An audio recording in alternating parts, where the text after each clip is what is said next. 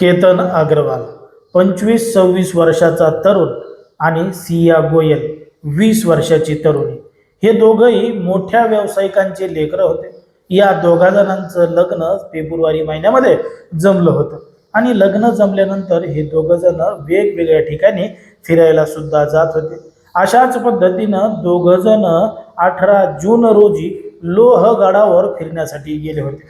पण मात्र त्या ठिकाणी फिरण्यासाठी गेल्यानंतर केतन जो आहे तो फोटो काढण्यासाठी सेल्फी काढण्यासाठी डोंगराच्या पायथ्याशी गेला, कडेला गेला आणि त्याच्यासोबत त्याची होणारी बायको सिया सुद्धा होती.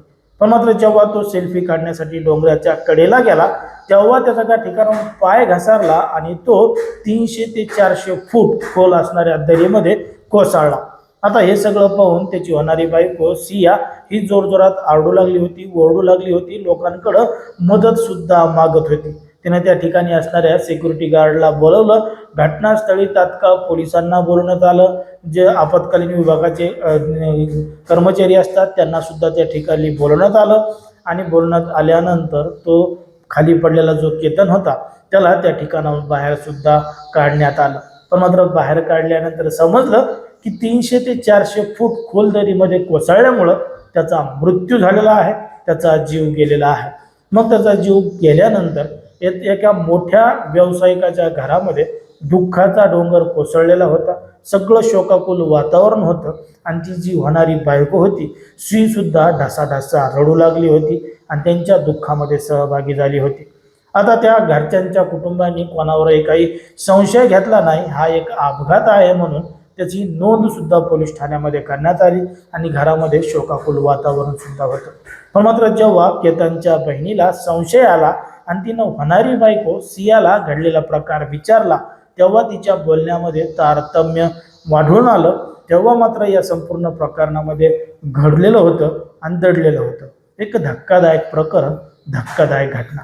नेमकं काय आहे संपूर्ण प्रकरण, कुठं घडली आहे घटना, हे आपलं अगदी सविस्तरपणे बघायचं आहे. पण जर तुम्ही अजूनही आपलं चॅनल सबस्क्राईब केलं नसाल तर लगेचच करून घ्या आणि बाजूला असणाऱ्या बेल नोटिफिकेशनला सुद्धा ऑन करायला विसरू नका. आता ही जी संपूर्ण घडलेली घटना आहे ती आहे पुण्यातील लोहगडा परिसरामध्ये घडलेली संपूर्ण घटना आहे आणि तारीख आहे 18 जून 2026.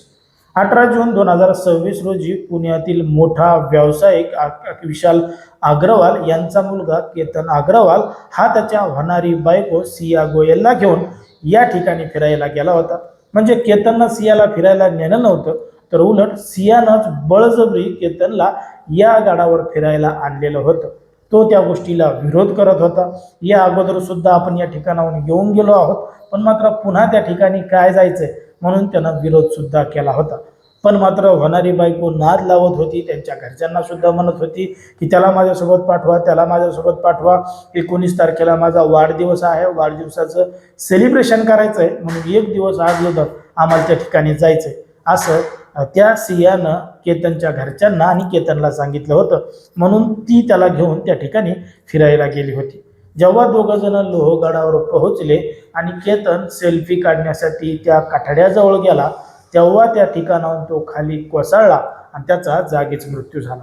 आता या संपूर्ण प्रकरणामुळं अग्रवाल कुटुंबावर दुःखाचा डोंगर कोसळला होता. मोठे व्यावसायिक असल्यामुळं तात्काळ या संपूर्ण प्रकरणाची माहिती पोलीस ठाण्यामध्ये देण्यात आली होती. घटनास्थळी पोलीस आले होते. त्यांनी मृतदेह ताब्यात घेऊन दवाखान्यामध्ये सुद्धा पाठवला होता आणि त्याच्यावर अंत्यविधी सुद्धा करण्यात आला होता आणि त्या ठिकाणी अपघाती मृत्यू म्हणून नोंद सुद्धा केली होती. पण मात्र जेव्हा अपघाती मृत्यू म्हणून नोंद केली तेव्हा केतनची बहीण हिला संपूर्ण संशय त्या सियावर आला होता. म्हणून तिने तिच्याकडं काही प्रश्नांची उत्तरं विचारली होती आणि चौकशी केली होती.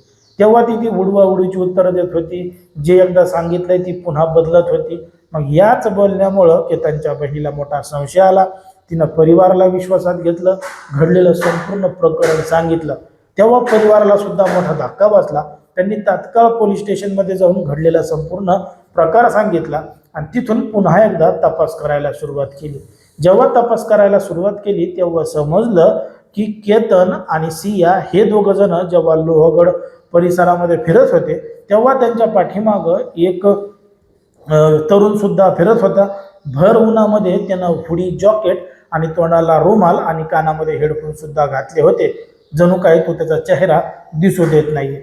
मग तो व्यक्ती यांच्या मागं इकडं तिकडं नेमका का फिरतोय, तो त्यांचा पाठलाग सुद्धा का करतोय, याचा तपास पोलिसांनी केला आणि त्याचे कॉल डिटेल्स काढायला सुरुवात केली.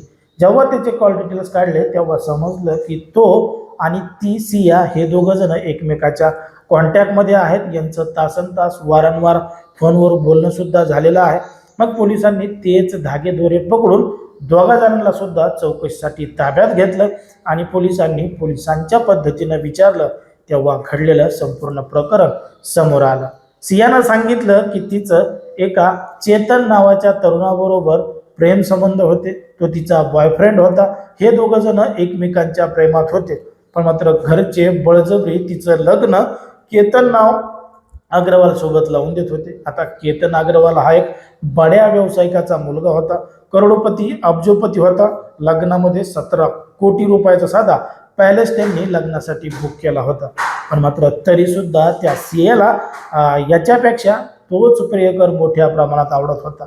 या केतननं त्या होणाऱ्या बायकोसाठी सियासाठी इंडोनेशियामधल्या बालीला जाण्यासाठी त्या ठिकाणी प्री वेडिंग शूट करण्यासाठी देखील मोठा खर्च केला होता. जेव्हा तो तिला घेऊन प्री वेडिंगला गेला होता तेव्हा याच सियानं त्याचा पासपोर्ट लपवून ठेवून तो प्री वेडिंगचं शूट कॅन्सल केलं होतं आणि त्या ठिकाणी जाणं टाळलं होतं.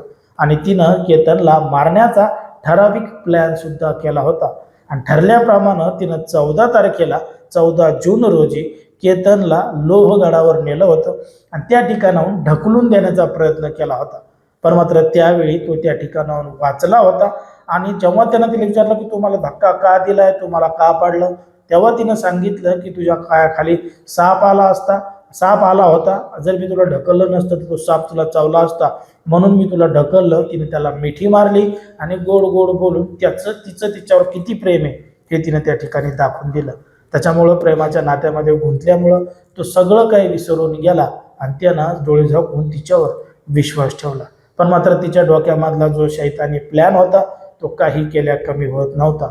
आणि तिनं अखेर तिच्या प्रियकराला हाताशी धरून 18 जून रोजी पुन्हा एकदा केतनला लोहगडावर फिरायला आणलं आणि त्याच्या मदतीनं त्याला थेट 400 फूट खोल दरीमध्ये ढकलून दिलं आणि त्याचा मृत्यू झाला. आता या संपूर्ण प्रकरणामुळं संपूर्ण महाराष्ट्राला धक्का बसला आहे. कारण की एका 20 वर्षीय पोरीनं एका मोठ्या उद्योगपतीच्या पोराला त्याचा काहीही गुन्हा नसताना त्याचा खून केला आहे, त्याची हत्या केली आहे. आता तिनं जर त्याच्यासोबत त्याला लग्नच करायचं नव्हतं तर तिनं सरळ अगोदरच सगळं काही खरं सांगायला पाहिजे होतं की माझं असं आहे, माझं तसं आहे, मी तुझ्यासोबत लग्न करू शकत नाही. पण मात्र तिनं त्याच्यापासून या गोष्टी लपवून ठेवल्या, म्हणून तिच्यावर कठोरातली कठोर आणि कडाक्यातली कठोर कारवाई व्हायला पाहिजे. तिच्या प्रियकरावर सुद्धा त्याच पद्धतीनं कारवाई व्हायला पाहिजे, कारण की दोघांनी मिळून हत्या केलेली आहे. आता या दोघांवर तर कारवाई व्हायलाच पाहिजे, पण मात्र त्या पोरीच्या मायबापावर आणि त्यांच्या जवळच्या नातेवाईकावर सुद्धा अशाच पद्धतीची कारवाई व्हायला पाहिजे. अशाच कमेंट अनेकांनी केलेल्या आहेत. कारण की त्यांच्या पोरीचं बाहेर लफडं चालू आहे, त्यांची पोरी कोणासोबत तरी प्रेम संबंधामध्ये आहे, तिला कोणासोबत लग्न करायचं नाही हे तिच्या घरच्यांना माहीत असून सुद्धा त्यांनी बळजबरीचं लग्न लावून देण्याचा प्रयत्न केला.